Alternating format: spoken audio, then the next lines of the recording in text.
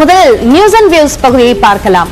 அதிமுகவினுடைய அந்த மோதல் நிகழ்ந்து கொண்டே இருக்கிறது, பல்வேறு தளங்களில் அது எதிரொலித்துக் கொண்டே இருக்கிறது என்று நாம் பார்த்தாலும் கூட தற்போது கர்நாடக தேர்தல் களத்தில் இபிஎஸ் ஓபிஎஸ் இரு அணிகளுக்கும் இடையிலான அந்த போட்டி என்பது பெரும் தாக்கத்தை ஏற்படுத்தி இருக்கிறது என்றுதான் சொல்ல வேண்டும். ஏற்கனவே ஈரோடு கிழக்கு இடைத்தேர்தல் அறிவிக்கப்பட்ட போது அதில் யார் வெற்றி தோல்வி என்பதை தாண்டி அதிமுகவில் யார் அதிமுக என்பது முடிவாகுமா என்ற எதிர்பார்ப்பு தான் அதிகமாக இருந்தது. அப்போதும் இபிஎஸ் கையே ஓங்கி இருந்தது. தற்போது கர்நாடக தேர்தலிலும் அப்படியான ஒரு சூழலே தொடரக்கூடிய ஒரு சூழல் தான் ஏற்பட்டிருக்கிறது. கர்நாடகாவை பொறுத்தவரைக்கும் புலிகேசி தொகுதியில் அதிமுக தரப்பில், அதாவது இபிஎஸ் தரப்பில் வேட்பாளர் அறிவிக்கப்பட்டிருந்தார், அன்பரசன் அறிவிக்கப்பட்டிருந்தார்.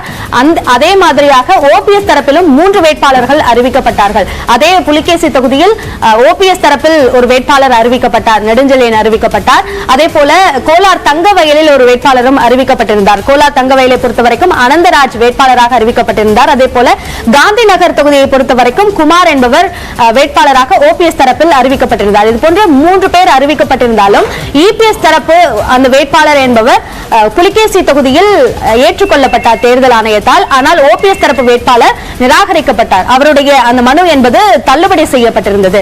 அதனைத் தொடர்ந்து காந்தி நகர் தொகுதியில் குமார் என்பவர் ஓபிஎஸ் தரப்பில் அறிவிக்கப்பட்டிருந்த நிலையில் அவர் அதிமுக தரப்பு வேட்பாளராக தேர்தல் ஆணையத்தால் ஏற்றுக்கொள்ளப்பட்டிருந்தார். அதற்கு பிறகு கோலார் தங்கவயலில் அறிவிக்கப்பட்ட அனந்தராஜ், அவருடைய மனு ஏற்கப்பட்டிருந்தாலும் அவர் சுயேட்சை வேட்பாளராகத்தான் அறிவிக்கப்பட்டிருந்தார். தற்போது குமார் அதிமுக வேட்பாளராக ஏற்றுக்கொள்ளப்பட்டதை எதிர்த்து இபிஎஸ் தரப்பு தேர்தல் ஆணையத்தை தொடர்பு கொண்டது. அதனைத் தொடர்ந்து அவருக்கு நோட்டீஸ் அனுப்பப்பட்டிருந்தது அந்த வேட்பாளர் குமாருக்கு. இதனைத் தொடர்ந்துதான் ஓபிஎஸ் தரப்பு தற்பொழுது 3 வேட்பாளர்களையும் நாங்கள் திரும்ப பெற போகிறோம் என்ற ஒரு முடிவை எடுத்திருப்பதாக நேற்றைக்கு ஓபிஎஸ் ஆதரவாளர் புகழேந்தி நியூஸ் 18 தமிழ்நாடு தொலைக்காட்சிக்கு பேட்டி அளித்திருக்கிறார். இன்றைக்கு வேட்புமனுவை திரும்ப பெறுவதற்கான கடைசி நாள் என்று இருக்கக்கூடிய நிலையில் இன்றைக்கு அந்த வேட்புமனுவை திரும்ப பெறுவதற்கான வாய்ப்பு இருப்பதாக சொல்லப்படுகிறது. இப்படியாக கர்நாடக தேர்தலில் இந்த சூழல் என்பது ஏற்பட்டிருக்கிறது. தேர்தல் ஆணையம் இபிஎஸ் பொதுச் செயலாளராக அங்கீகரித்து விட்டது என்ற விஷயமும் கர்நாடக தேர்தல் மூலமாகத்தான் உறுதியானது. அது மட்டுமல்லாமல் அந்த விதிகளில் திருத்தம் செய்யப்பட்டதும் ஏற்றுக்கொள்ளப்பட்டதாக தேர்தல் ஆணையம் தரப்பிலிருந்து கடிதம் என்பது எழுதப்பட்டிருந்தது.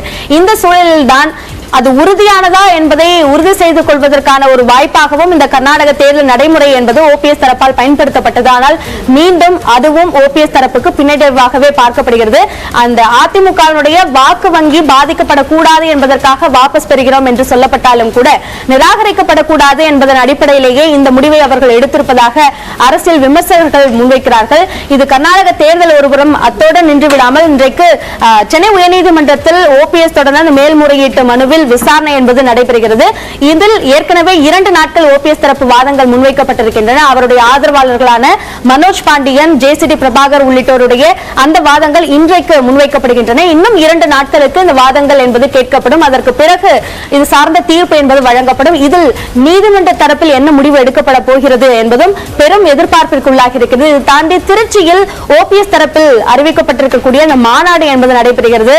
ஏற்கனவே பொதுச் செயலாளராக இபிஎஸ் அங்கீகரிக்கப்பட்ட போதே ஓபிஎஸ் மட்டுமல்லாமல் சசிகலா உள்ளிட்டோரும் கூட அதிமுகவினுடைய பெயரையோ கொடியோ பயன்படுத்தக்கூடாது, சட்ட நடவடிக்கை எடுக்கப்படும் என்று சொல்லப்பட்டிருந்தாலும் அந்த மாநாட்டு மேடையே அதிமுக தலைமை அலுவலகம் போன்று வடிவமைக்கப்பட்டிருக்கிறது. கொடிகள், பெயர் எல்லாமே அங்கு பயன்படுத்தப்பட்டிருக்கிறது, பதாகைகள் வைக்கப்பட்டிருக்கின்றன. இந்த மாநாட்டை பொறுத்த வரைக்கும் இதை மக்கள் மன்றத்தை நாடுவதற்கான ஒரு வழியாக ஓபிஎஸ் தரப்பு பார்க்கிறது. இதில் சசிகலா, டிடிவி தினகரனுக்கு அழைப்பு விடுக்கப்படும் என்று எதிர்பார்க்கப்பட்ட நிலையில் அப்படியாக எதுவும் நிகழவில்லை. எனவே இந்த மாநாடு எந்த நோக்கத்திற்காக நடத்தப்படுகிறதோ அது நிறைவேறுமா என்ற ஒரு எதிர்பார்ப்போடு ஓபிஎஸ் தரப்பினர் காத்துக் கொண்டிருக்கிறார்கள். எல்லா மாவட்டங்களிலிருந்தும் தொண்டர்களை அழைத்து வருவதற்கான ஏற்பாடுகள் எல்லாம் செய்யப்பட்டிருக்கின்றன. இதில் அவர்கள் எதிர்பார்க்கக்கூடிய ஒரு முடிவோ அல்லது முன்னேற்றமோ நிகழுமா என்பதையும் நாம் பொறுத்திருந்துதான் பார்க்க வேண்டியிருக்கிறது.